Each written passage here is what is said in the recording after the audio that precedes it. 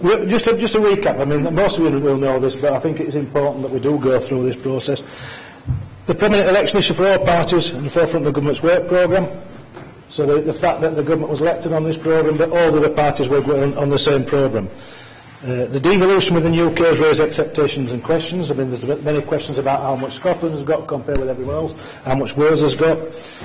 I think there's a demonstrated increase in public support for more devolution, but I don't think there's a lot of support for more administrative layers. I don't think people want a lot more bureaucrats. In the local context, we have a proven track record of informal and formal working within our region, particularly through the LEP, which has got an excellent track record if anyone sees the work still. The question that arises, who do we copy?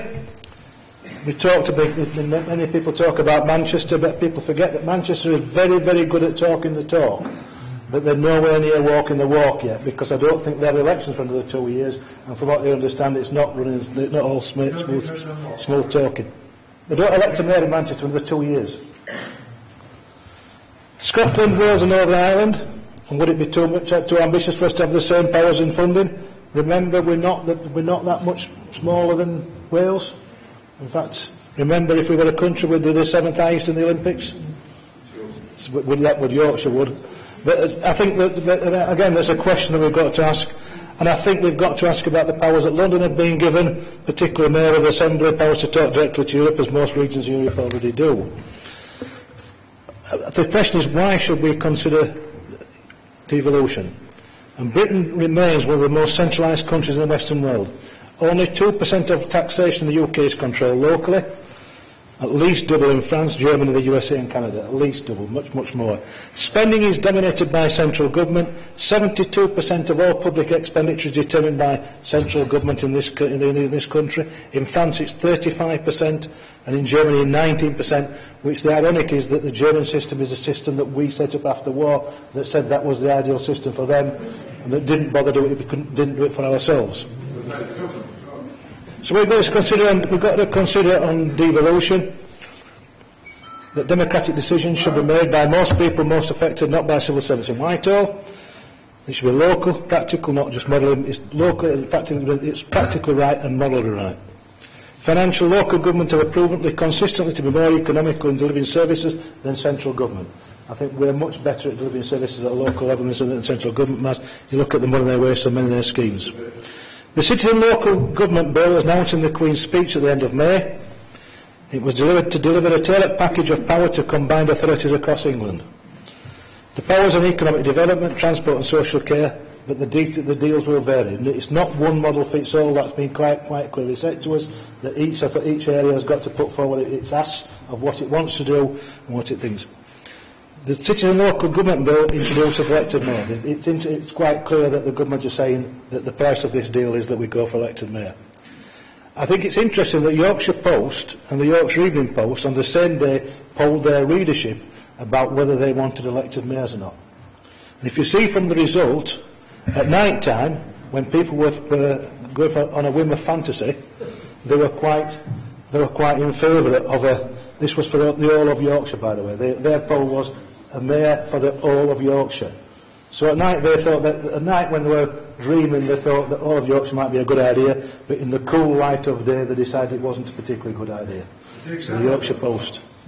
Can I say, City and Local Government Devolution Bill talks about financial independence and power to control spending. I think one point that is in the bill that I think is odd, that the bill it bars councillors from standing as elected mayor, but doesn't bar MPs from standing as elected mayor. It might be that looking at the reduction in the number of MPs, and MPs are quite clear to get a retirement job. The urgent question that we've got to ask is the geography, and what is a devolution footprint? And it's a complex issue based on previous arrangements and current patchwork approach. This, for one of us who've got enough remember, this was a system set up in round about the year 900 by the Danes. Riding is the Danish word for a thirds. So this system was in existence for nearly 1,000 years.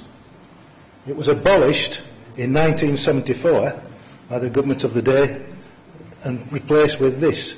Now, at the time, I've read the book about the arguments that went through Parliament. Remember, there was a big lobby in West Riding to try and save the West Riding, not be abolished. It was stated in Parliament categorically, when asked the question, that postal addresses would not be changed, that people would still be living in the West Riding, and there was no change in postal addresses. So that just shows how much we can trust central government, and I mean of all parties. But that was the North Yorkshire one. Now, we then move on to, if you look at the pattern we've got now, these are the CCGs that have been set up across the region, and you can see that has no relationship, in fact, to the previous thing.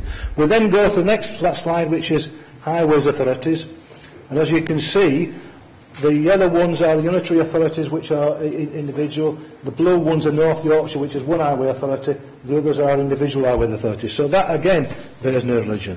The PCCs next is opposed on that. It's a different map altogether. These are the police areas. Again, they aren't in the same relation with others. We next go to the next map, which is most confusing of lot.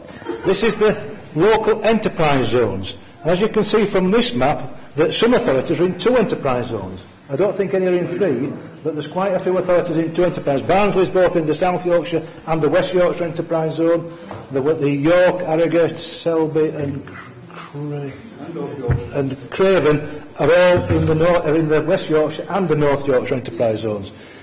Note that the bill that's going through Parliament at the moment makes it clear that no authority can be in 2 enterprise zones.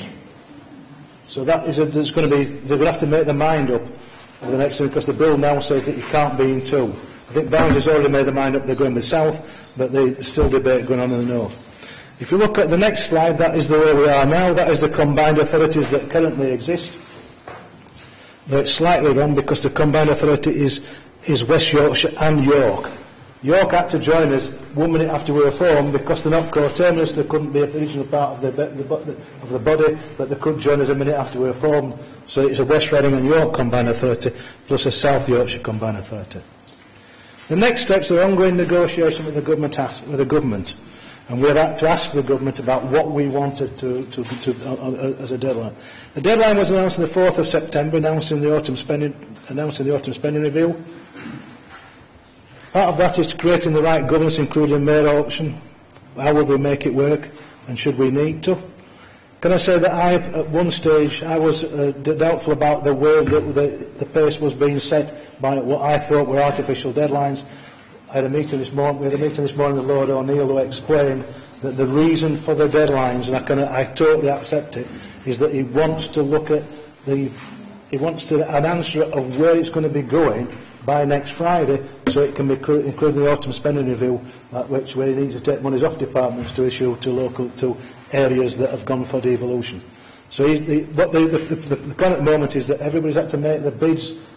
I think tomorrow they've got to be in by, or Friday, I forgot it's tomorrow or Friday, but the Chancellor is going to make his decision about which bids are to go forward next Friday.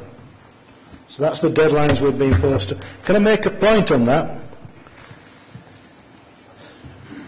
We've got to decide what is the most suitable geography to deliver devolution to our communities. We've got to talk about how we would ensure accountability of elected mayor, and we've got to, I think we're really remiss on how we keep members informed. The pace has been driven frantically, and I'll give you some indication of that in a minute, but we've got to decide, and I don't think necessarily today, but we've got to quickly decide how this debate is going forward. Can I make it clear that anything that's going on at the moment are bids and not commitments? Because the commitment would have to be from each local authority, would have to look what's on the table and decide whether it wants to go for that geography and decide whether it wants to go for elected mayor, depending on what's on the table at the time.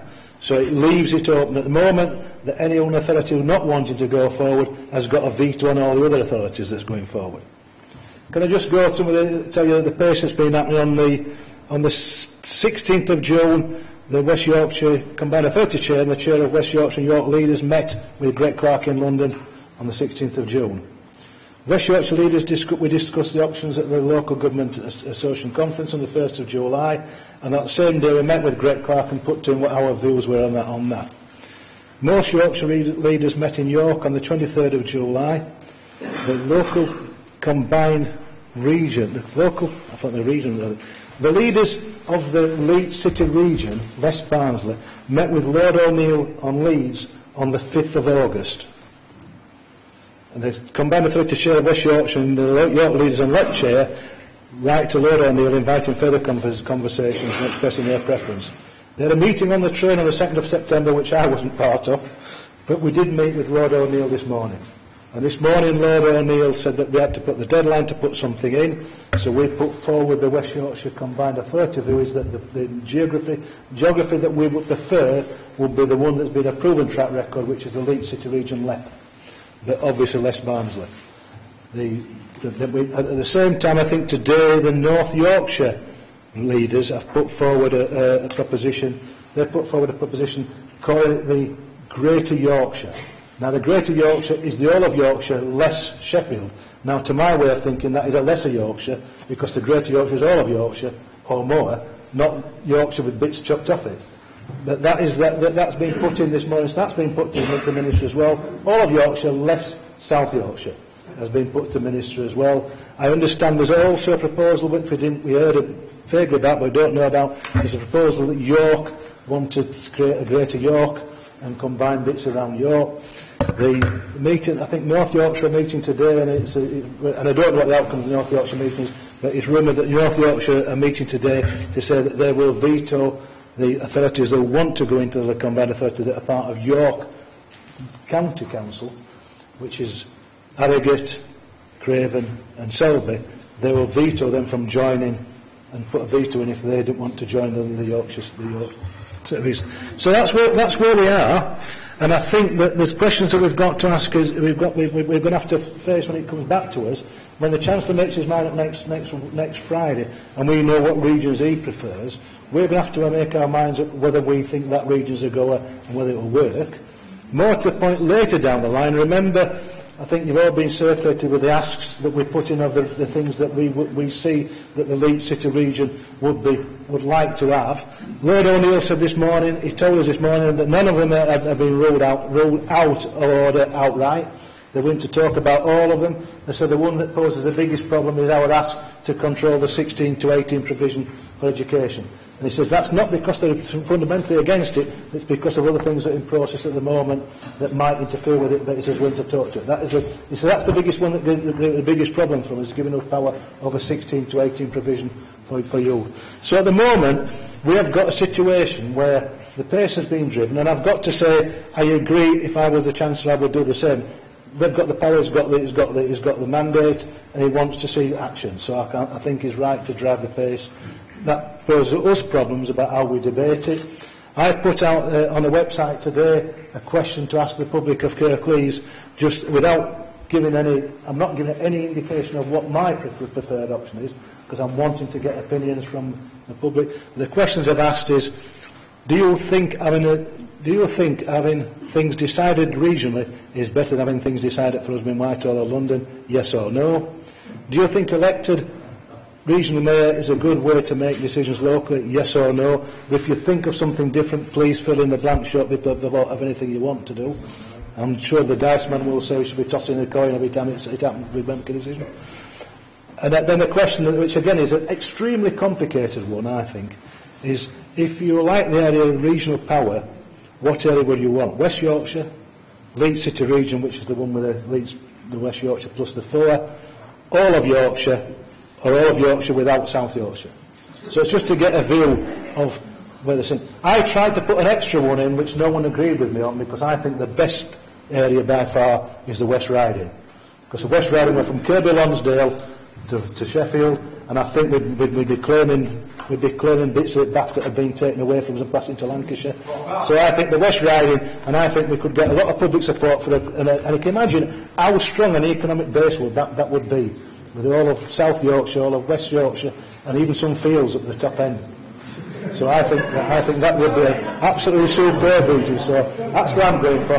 But I honestly believe that this debate should be open, and I think there are no views that should be ruled out of order about either the governance or the geography. I think everyone's got every part of every argument has got valid reasons for it and against it. So I hope that members will take this opportunity to express their opinion on the way that we should be balanced. And I think afterwards it's behoved us to get together as leaders to decide how we're going to progress this process forward, and how we're going to make sure that it's debated and information is passed out to as many members as possible. Thank you. I'm sorry it's taken so long. That's fine.